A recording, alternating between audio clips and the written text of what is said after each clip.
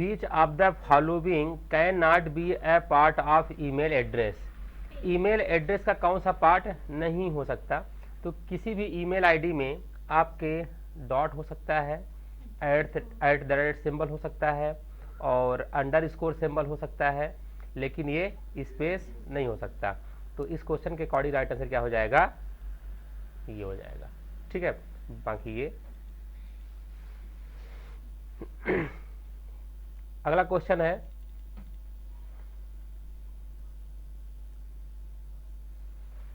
a dot dot allow you to access your email from anywhere। आप कहीं से भी ईमेल को एक्सेस कर सकते हैं। इसके लिए कौन सी सुविधा प्रोवाइड की जाती है? बताइए इसका आंसर क्या हो जाएगा?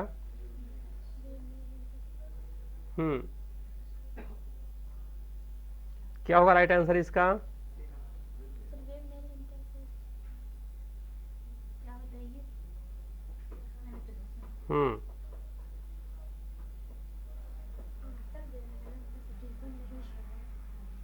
ठीक है, आपको कहीं से भी ईमेल एड्रेस की व्यवस्था प्रदान कर सकता है, यानी कि वेब मेल इंटरफेस।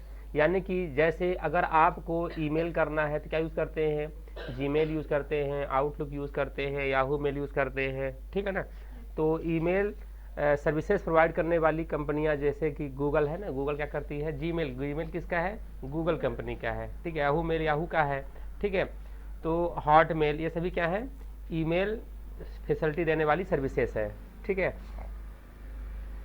अगला यहाँ पर क्वेश्चन है, dot dot a document means the file is transferred from other computer to your computer.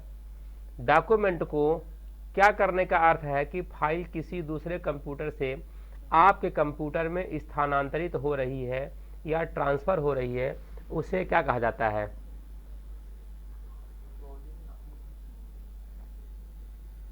क्या बोलेंगे उसको हम? डॉक्यूमेंट का अर्थ है कि किसी दूसरे कंप्यूटर से, मान लीजिए दूसरा कंप्यूटर है ना, किसी दूसरे कंप्यूटर से, मान लो सर्वर हो गया, किसी दूसरे कंप्यूटर से आपके कंप्यूटर में स्थानांतरित हो रही है। ये आप यहाँ बैठे हो, आपके कंप्यूटर में कोई भी डाटा स्थानांतरित हो रही है, आ रही है, तो उसे क्या बोलेंगे हम? डाउनलोड। दूर स्थित कंप्यूटर का डाटा अपने कंप्यूटर पे लाना है ना, क्या कहलाता है? डाउनलोडिंग कहलाता है। अपने कंप्यूटर के डाटा को दूर स्थित कंप्यूटर में भेजना क्या कहलाता है? अपलोडिंग कहलाता है। ठीक है, तो इस क्वेश्चन के अकॉर्डिंग राइट आंसर क्या हो जाएगा? डाउनलोडिंग हो जाएगा। ठीक है, अगला क्वेश्चन है कि dot dot allow user to upload file to a online site so they can be viewed and edited from other application। User को किसी ऑनलाइन साइट पर फाइल अपलोड करने की इजाज़त देता है ताकि वे किसी अन्य एप्लीकेशन से देख एवं एडिट कर सकें। क्या बोलेंगे उसको हम? देखिए, जैसे मान लीजिए कि आपने कोई भी वेबसाइट बनाया। ठीक है, कोई भी आपने क्या बनाया? वेबसाइट बनाया, और आप चाहते हैं उस वेबसाइट को हम सर्वर पे रखना चाहते हैं। ठीक है, तो बनी हुई वेबसाइट को आप सर्वर पे रखेंगे तभी आप उसको कहीं से भी ऑनलाइन एक्सेस कर सकते हैं। ठीक है, तो वेबसाइट को सर्वर पे रखना, अपलोड करना क्या कहलाता है? होस्ट करना, है ना। तो यहाँ पर राइट आंसर क्या हो जाएगा? Web hosted technology. ठीक है, तो वेब होस्टेड टेक्नोलॉजी यूजर को किसी अन्य साइट पर फाइल अपलोड करने की इजाज़त देता है ताकि वे किसी अन्य एप्लीकेशन से देख एवं एडिटिंग कर सकें। ठीक है, अगला question, which of these not a means of personal communication on the internet। कौन सा इंटरनेट पर व्यवस्थित या व्यक्तिगत संचार का माध्यम नहीं है? कौन सा इंटरनेट पर व्यक्तिगत संचार का माध्यम नहीं है? क्या होगा राइट आंसर?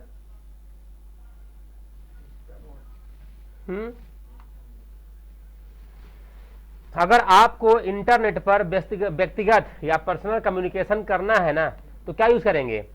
चैटिंग कर सकते हैं, सामने वाले को ईमेल कर सकते हैं, और इंस्टेंट मैसेजिंग यानी कि अगर आप किसी को व्हाट्सएप कोई चीज कर रहे हैं, फटाक से सामने वाले के पास पहुंच जाएगा इंस्टेंटली। ठीक है, आपका ईमेल इंस्टेंट में नहीं आएगा क्योंकि सामने वाला तुरंत उसको नहीं देखेगा, है ना। लेकिन आप अगर चैटिंग कर रहे हैं, जैसे व्हाट्सएप, फॉर एग्जांपल व्हाट्सएप से आप क्या कर रहे हैं, चैटिंग कर रहे हैं, ठीक है, इंस्टेंट मैसेजिंग कर रहे हैं, तो यहां पर अगर आपको पर्सनल कम्युनिकेशन करना है ना, तो आप चैटिंग के द्वारा, ईमेल के द्वारा और इंस्टेंट मैसेजिंग, ठीक है, त्वरित रूप से मैसेजिंग कर सकते हैं। जबकि क्या नहीं कर सकते? इंस्टा नोट्स नहीं होता।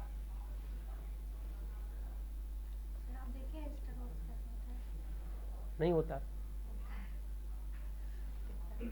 ठीक है, अगला, हाँ, नोट्स लगाने के लिए अगला है .r specialised utility program that are made to use the internet and web easier and safer. मतलब कि वे विशेष यूटिलिटी प्रोग्राम है। यूटिलिटी प्रोग्राम कैसे होते हैं? जो सिस्टम की मेंटेनेंस करते हैं, मरम्मत करते हैं, जैसे कि एंटीवायरस प्रोग्राम्स जो होते हैं। तो ये विशेष यूटिलिटी प्रोग्राम है जो कि इंटरनेट तथा वेब को सुगम एवं सुरक्षित यानी सिक्योर बनाते हैं। उसे क्या कहते हैं? क्या होगा इसका answer? Right answer web utilities. Web utilities क्या होते हैं कि इंटरनेट तथा वेब को सुरक्षित बनाते हैं। A program that is used to view website is called। Website देखने के लिए कौन से प्रोग्राम का यूज करते हैं? राइट आंसर क्या हो जाएगा? हाँ, ब्राउजर। राइट आंसर क्या हो जाएगा? ब्राउजर। ब्राउजर कौन कौन से होते हैं? यहां पे देखिए कुछ वेब ब्राउजर है, जैसे कि गूगल क्रोम, ठीक है, गूगल कंपनी का है। Mozilla Firefox open source web browser है ये, ठीक है। और माइक्रोसॉफ्ट एज, माइक्रोसॉफ्ट कंपनी का। और सफारी वेब ब्राउजर, सफारी बात कौन सा है? Opera web browser. और वेब ब्राउजर, और Vivaldi web browser, Tor browser, ठीक है। और टोर के बाद Chromium web browser, Samsung internet, DuckDuckGo web browser, ठीक है। और मैक्सथॉन वेब ब्राउजर, और UC browser, Epic privacy browser, और Avast secure browser, Pale Moon browser, और मिडोरी ब्राउजर, ठीक है। और Waterfox browser, SeaMonkey browser, और कॉन्क्यूकर ब्राउजर। ये सब क्या है? वेब ब्राउजर हैं। मैक्सिमम यूज हम लोग क्या करते हैं? गूगल क्रोम या माइक्रोसॉफ्ट का माइक्रोसॉफ्ट एज या इंटरनेट एक्सप्लोरर, मोजिला फायरफॉक्स, ये 4-5 जो है तो काफी फेमस है। इनमें से मोस्टली यूज होता है गूगल क्रोम, ठीक है। हाँ, अगला, and is a computer network that allow controlled access from outside an organization intranet। एक ऐसा कंप्यूटर नेटवर्क है जो कि संस्था के इंट्रानेट के बाहर से एक नियंत्रित एक्सेस की इजाजत प्रदान करता है। क्या बोलते हैं उसको? हम इंटरनेट बोलते हैं कि इंट्रानेट बोलते हैं कि एक्स्ट्रानेट बोलते हैं? क्या बोलते हैं? एक्स्ट्रानेट। राइट आंसर क्या हो जाएगा? एक्स्ट्रानेट।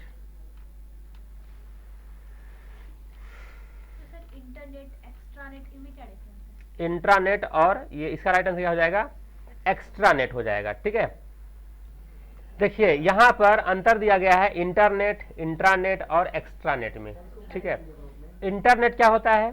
वैश्विक नेटवर्क जो कंप्यूटर और अन्य उपकरणों को जोड़ता है, यानी कि दुनिया के सभी कंप्यूटर जो नेटवर्क पे होते हैं आपस में क्या होते हैं, कनेक्टेड होते हैं और सभी कंपोनेंट को जोड़ते हैं, वो कहलाता है क्या, इंटरनेट कहलाता है। ठीक है, और दुनिया का सबसे बड़ा नेटवर्क कौन सा है, इंटरनेट। ठीक है, इंटरनेट क्या होता है, तो संगठन के भीतर उपयोग के लिए एक निजी नेटवर्क है। इंटरनेट क्या होता है, एक संगठन का डाटा दूसरे संगठन वाले क्या कर सकते हैं, एक्सेस कर सकते हैं अगर परमिशन हो तो बाहर के लोग उसको एक्सेस पब्लिकली नहीं कर सकते हैं। क्या कहलाता है, ये इंट्रानेट कहलाता है। एक्स्ट्रानेट क्या होता है, तो इंट्रानेट का एक्सटेंशन जिसमें बाहरी उपयोगकर्ताओं को सीमित एक्सेस दी जा सकती है, यानी कि यह इंट्रानेट का ही एक रूप होता है, लेकिन इसमें बाहर के लोग भी एक्सेस कर सकते हैं, लेकिन कुछ परमिशंस होते हैं, कुछ रिस्ट्रिक्शंस होते हैं, लिमिटेशंस कुछ होती हैं, है ना। उसे क्या बोलते हैं हम लोग, एक्स्ट्रानेट कहते हैं।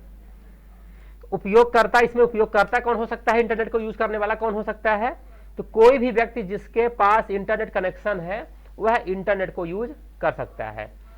इंटरनेट को कौन यूज कर सकता है, तो इंटरनेट को यूज कर सकता है केवल संगठन के कर्मचारी ही यूज कर सकते हैं। एक्स्ट्रानेट को कौन यूज कर सकता है, तो संगठन के कर्मचारी और चयनित बाहरी उपयोगकर्ता, बाहर के लोग जो अथेंटिकेटेड रहते हैं, जिनको परमिशन अगर आप दे देते हो तो वही बस यूज कर सकते हैं इसको, एक्स्ट्रानेट को।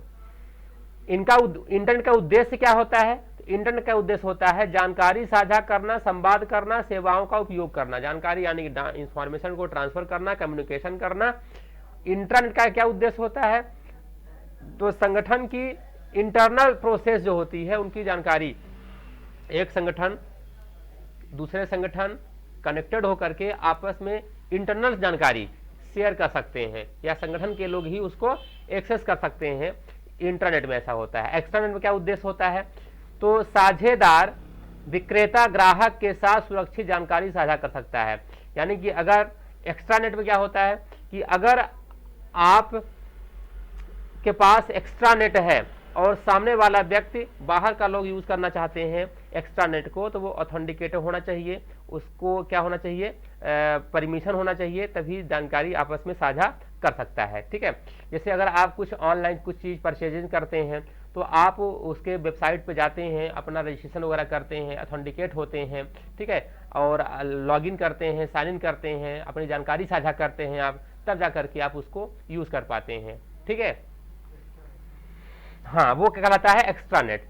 सुरक्षा स्तर क्या होता है इंटरनेट में, अच्छा इसमें जो है तो सुरक्षा कम होता है इंटरनेट में, सुरक्षा कम होती है, और उसको क्योंकि सार्वजनिक पहुंच होती है, और इंटरनेट में हैकिंग हो सकती है ना, आपके रिसोर्सेज को एक्सेस किया जा सकता है। ठीक है, इंटरनेट में क्या होता है कि उच्च सीमित पहुंच होती है, इसमें लिमिटेड पहुंच होती है, एक्सेस होती है। एक्स्ट्रानेट में मीडियम होता है, ये सीमित और सुरक्षित पहुंच होते हैं, ठीक है, लिमिटेड होते हैं। एग्जाम्पल इसका देखिए, जैसे कोई वेबसाइट हो गई, ईमेल हो गया, सोशल साइट्स हो गई, है ना, ये सभी इंटरनेट के माध्यम से इनको आप एक्सेस कर सकते हैं। इंटरनेट में क्या होता है, कंपनी के आंतरिक चीजों को एक्सेस करना हो, है ना, और एक्स्ट्रानेट क्या होता है, ऑनलाइन ग्राहक सेवा पोर्टल। किसी पोर्टल में अगर आप एक्सेस करना चाहते हैं किसी पोर्टल को, तो पहले आप लॉगिन करिए, तब आपको एक्सेस मिलेगा कुछ काम करने के लिए उसमें। ठीक है, तो ये इंट्रानेट और एक्स्ट्रानेट के बीच डिफरेंस है। तो ये अक्सर एग्जाम में पूछता है, तो इन चीज़ों को याद रखिएगा। ठीक है, इनमें डिफरेंस क्या होता है, एक बार दो बार इसको आप देख सकते हैं, या इसकी आप फोटो ले सकते हैं। ठीक है, ठीक है, और इसमें विशेषता क्या है इसकी कि मीडिया एक्सेस कर सकते हैं इंट्रानेट को, कौन, पोर्टल, मानव संसाधन पोर्टल यूज कर सकते हैं, सप्लायर।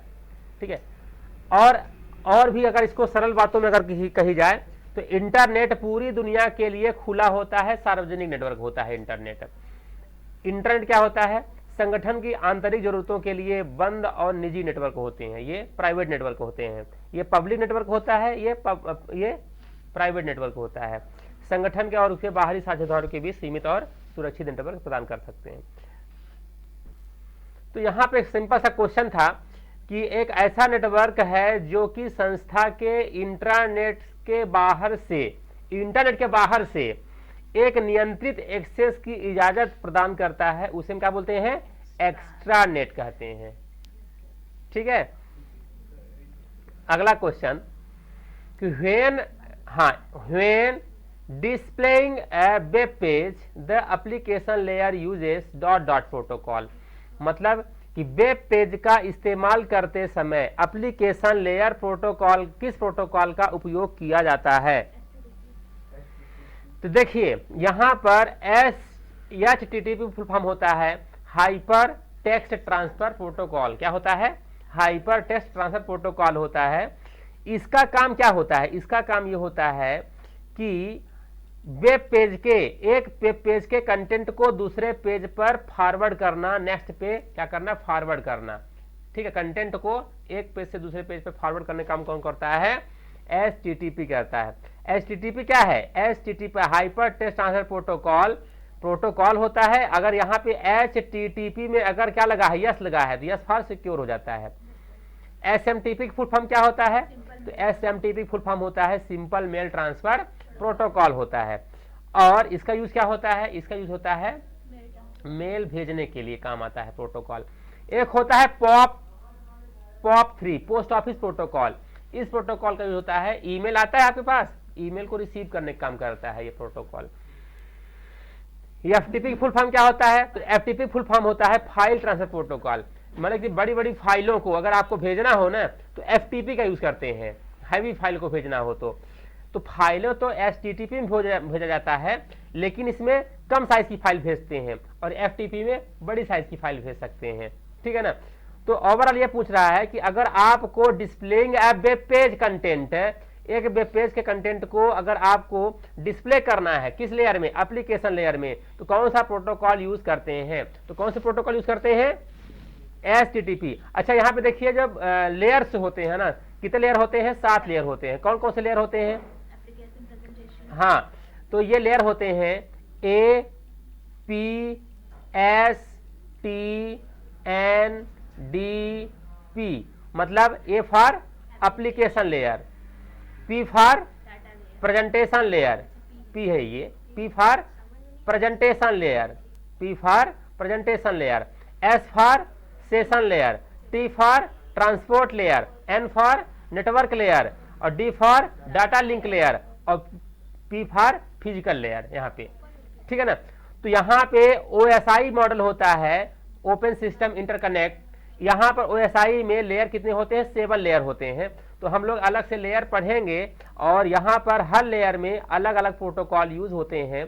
ठीक है, तो यहाँ पर HTTP कौन से प्रोटोकॉल में होती है, कौन सी लेयर में होती है, फर्स्ट लेयर में, यहाँ पे एप्लीकेशन लेयर में यूज होती है HTTP। तो और भी प्रोटोकॉल होते हैं, सभी प्रोटोकॉल का यूज हम लोग देखते हैं। वैसा लेयर पढ़ लिए है ना, एक महीना तो चला था ये सब। हाँ, कंपोनेंट लेवल पढ़े। आप लोग उस समय कहाँ थे। यहाँ पर कुछ प्रोटोकॉल्स हैं और OSI लेयर है। OSI लेयर में पहला लेयर कौन सा होता है, एप्लीकेशन लेयर होता है।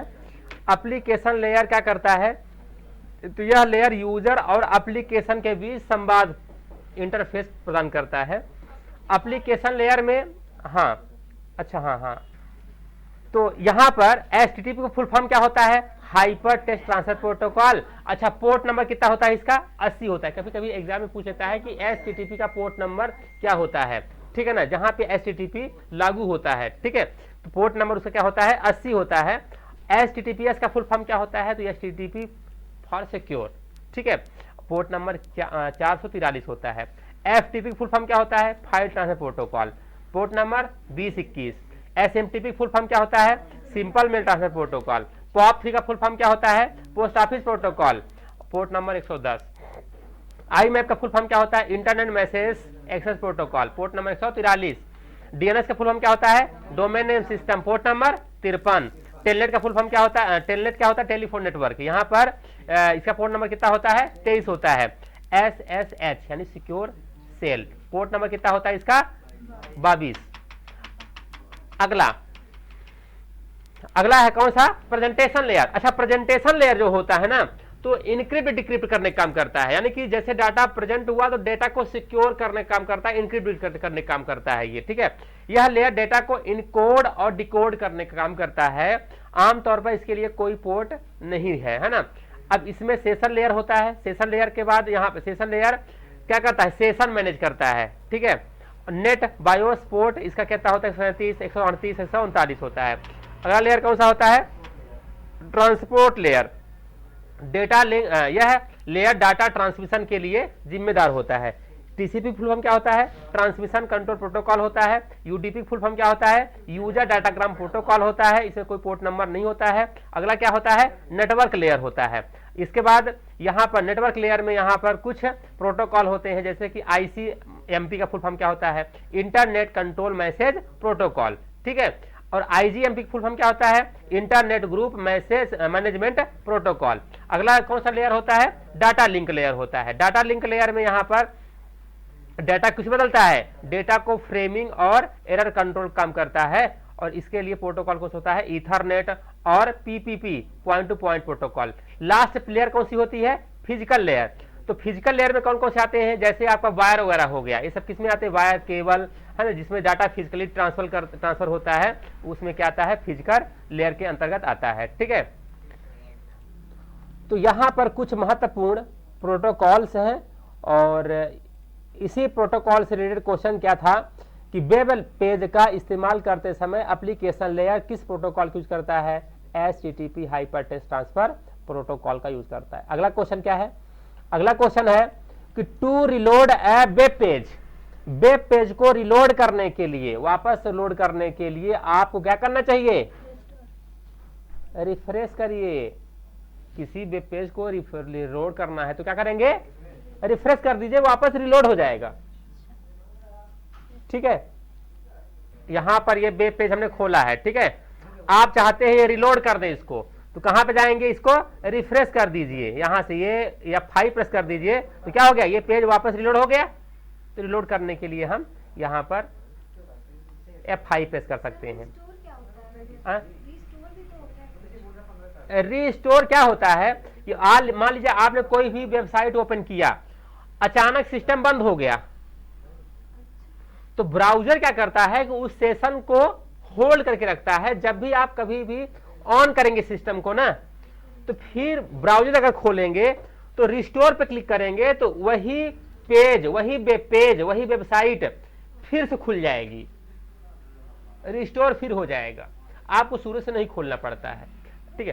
तो यहाँ पे क्वेश्चन कुछ डिफरेंट है कि वेब पेज को रिलोड करने के लिए हम क्या यूज करते हैं, रिफ्रेश यूज कर सकते हैं या F5 प्रेस कर सकते हैं, ठीक है। हाँ, चलिए नेक्स्ट स्टार्ट करते हैं यहाँ से आगे से, ठीक है।